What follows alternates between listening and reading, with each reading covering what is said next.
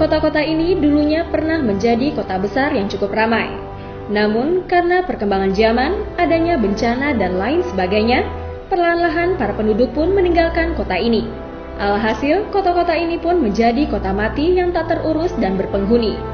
Berikut 6 info menarik seputar kota mati yang telah ditemukan.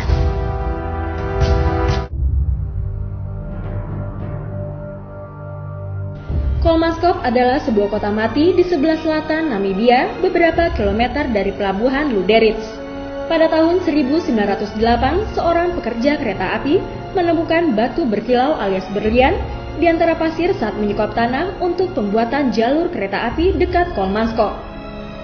Berita mengenai hal tersebut langsung menyebar dan menyebabkan pemburu berlian datang berbondong-bondong ke sana. Dalam waktu singkat, kota tersebut dikembangkan. Kolmaskop menyediakan perlindungan bagi pekerja di gurun Namibia.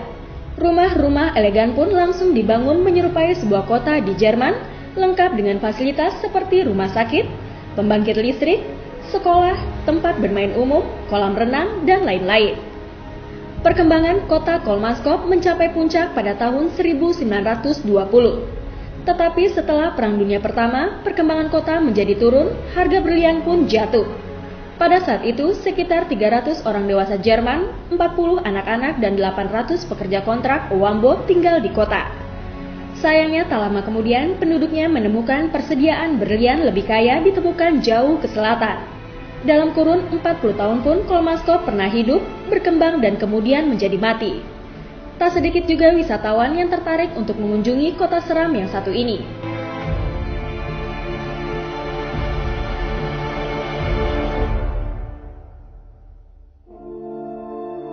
Pripyat yang terletak di Ukraina didirikan pada tahun 1970 sebagai tempat tinggal para karyawan perusahaan listrik tenaga nuklir Chernobyl. Namun, kini Pripyat telah menjadi sebuah kota besar yang terasing di Ukraina Utara. Pasalnya pada tanggal 26 April 1986, PLTN Chernobyl meledak. Kecelakaan reaktor nuklir Chernobyl dicatat sebagai bencana nuklir terburuk sepanjang sejarah dan digolongkan ke dalam level 7 pada skala kejadian nuklir internasional.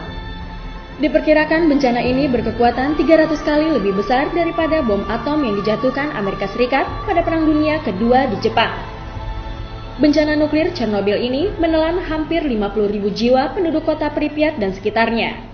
Warga yang masih selamat pun diungsikan dan tidak diperkenankan membawa barang apapun kecuali dokumen-dokumen berharga, buku, dan pakaian yang tak terkontaminasi oleh nuklir. Namun, sejak abad 21, tak ada lagi barang berharga yang tertinggal, kecuali sisa-sisa TV, kasur, lemari, kursi, mainan anak, dan lain-lain yang sudah rusak. Bangunan pun hancur dan tidak lagi terawat.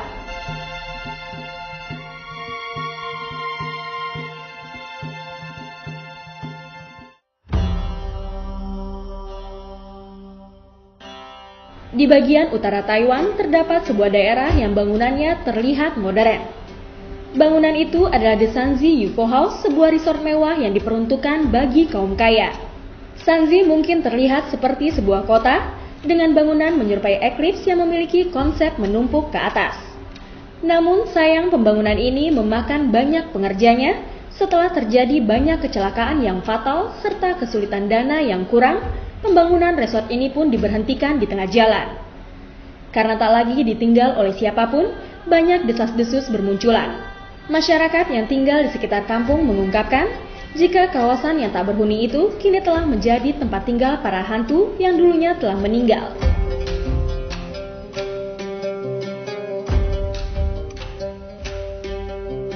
Krakow adalah sebuah desa dan komunitas warga abad pertengahan yang terletak di daerah Basilicata dan provinsi Matera, Italia.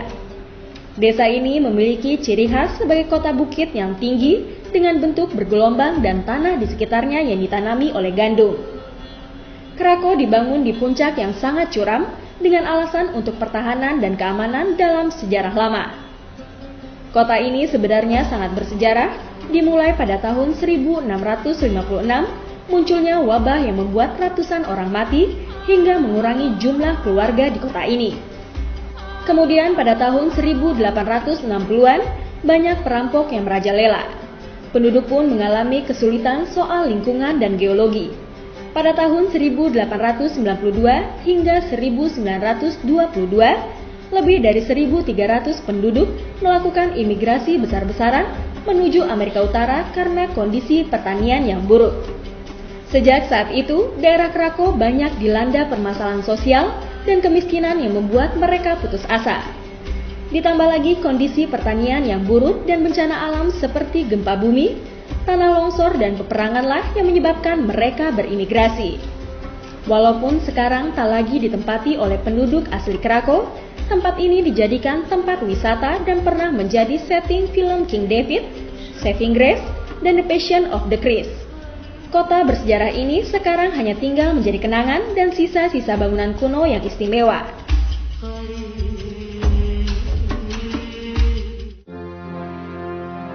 Perkampungan kecil Oradour-sur-Glane yang berlokasi di Prancis saat ini menunjukkan kondisi yang sangat mengerikan. Pasalnya, kota ini telah menjadi saksi bisu kekejaman Perang Dunia Kedua ketika 624 orang dibunuh oleh tentara Jerman. Jerman yang awalnya berniat untuk menyerang daerah di dekat Oradour-sur-Glane malah melancarkan aksinya menyerang perkampungan itu pada 10 Juni 1944. Menurut kesaksian warga yang selamat, penduduk laki-laki dijebloskan ke dalam sebuah gudang dan tentara Jerman menembakkan kaki mereka hingga akhirnya meninggal secara perlahan. Wanita dan anak-anak dimasukkan ke dalam gereja dan akhirnya ditembak ketika mereka berusaha keluar dari gereja. Kini kota kecil itu meninggalkan keheningan yang menyeramkan.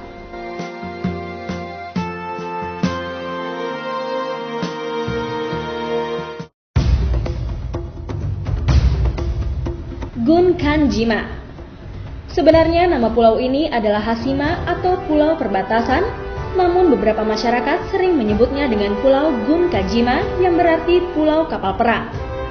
Gunkanjima merupakan salah satu dari 505 pulau tak berpenghuni di Nagasaki. Pada tahun 1890, perusahaan Mitsubishi membeli pulau itu dan memulai proyek penambangan batu bara yang diambilnya dari laut sekitar. Kemudian di tahun 1916, mereka membangun beton besar pertama di pulau tersebut dan membuat apartemen yang diperuntukkan para pekerja dan melindungi mereka dari angin topan. 40 tahun kemudian, populasi penduduk di pulau tersebut membengkak, kepadatannya mencapai 835 orang per hektar untuk keseluruhan pulau. Pulau Gunkanjima mendapat julukan sebagai pulau dengan populasi penduduk terpadat yang pernah terjadi di seluruh dunia. Ketika minyak tanah menggantikan batu bara pada tahun 1960, tambang batu bara mulai ditutup tak terkecuali dengan Gunkanjima. Akhirnya pada tahun 1974, Mitsubishi resmi menutup tambangnya dan mengosongkan pulau